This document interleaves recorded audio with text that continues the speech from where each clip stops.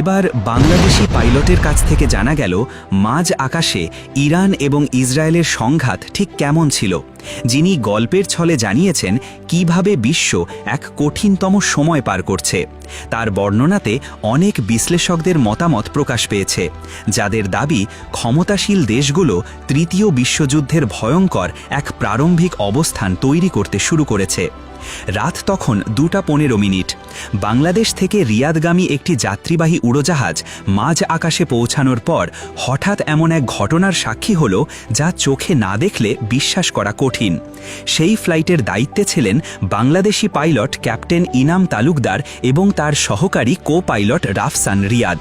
হজরত শাহজালাল আন্তর্জাতিক বিমানবন্দর থেকে নির্ধারিত সময়েই যাত্রা শুরু করেন তারা। আকাশ ছিল পরিষ্কার, আবহাওয়া ছিল অনুকূলে। শুরুতে সব কিছুই ছিল স্বাভাবিক।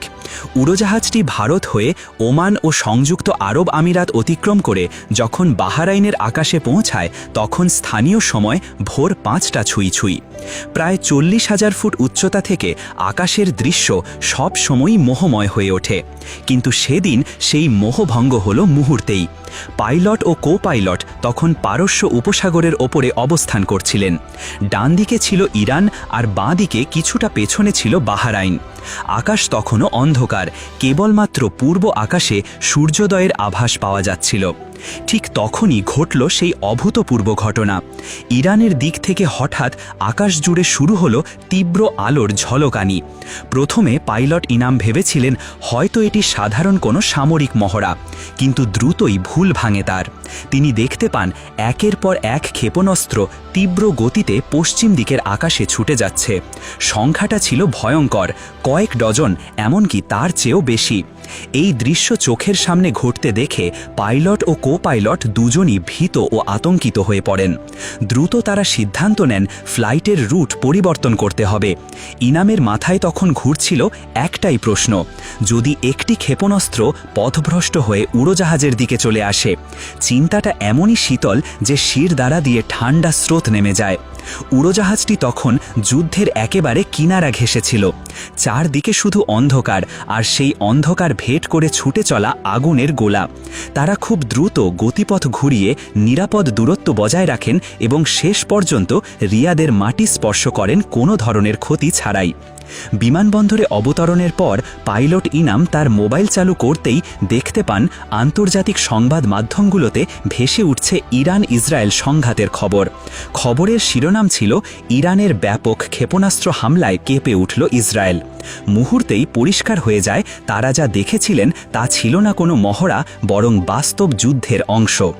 পরে এক বর্ণনায় পাইলট মুনাম জানান তারা যেসব ক্ষেপণাস্ত্রকে আকাশে ছুটতে দেখেছিলেন সেগুলো ছিল সম্ভবত দূরপাল্লার ব্যালিস্টিক মিসাইল। এগুলো এমন ধরনের অস্ত্র যা কেবল ধ্বংসাত্মক নয়, বরং একটি দেশের পক্ষ থেকে কৌশলগত বার্তার প্রতীক হিসেবেও ব্যবহৃত হয়। সেই মুহূর্তে আকাশ শুধু নীলিমা বা মেঘে ঢাকা ছিল না, বরং হয়ে উঠেছিল এক বিস্ফোরণ মুখর যুদ্ধক্ষেত্র। মধ্যপ্রাচ্য বরাবরই ছিল উত্তেজনাপূর্ণ অঞ্চল, কিন্তু এখন সেটি পরিণত হয়েছে আকাশপথের জন্যও এক সম্ভাব্য যুদ্ধক্ষেত্রেও। যে আকাশপথ একসময় নির্ভরতার প্রতীক ছিল, এখন সেটি হয়ে উঠছে অজানা আতঙ্কের নাম। পাইলট ইনামের ভাষায়, সেদিন আমি শুধু একজন পাইলট ছিলাম না, আমি ছিলাম ইতিহাসের এক নীরব সাক্ষী। বিশেষজ্ঞদের ধারণা এখন একটাই, বাংলাদেশি পাইলটের চোখ দিয়ে দেখা এই অভিজ্ঞতা নিঃসন্দেহে প্রমাণ করে যে যুদ্ধ আর সংঘাত এখন আর কেবল সীমান্তে সীমাবদ্ধ নেই, তা আকাশ ছুঁয়ে ফেলছে অসহায় যাত্রীদের জীবনের নিরাপত্তাকেও। যার কারণে সবার মনে প্রশ্ন এখন একটাই, আমাদের এই আকাশ আর কতদিন আমাদের জন্য নিরাপদ আছে?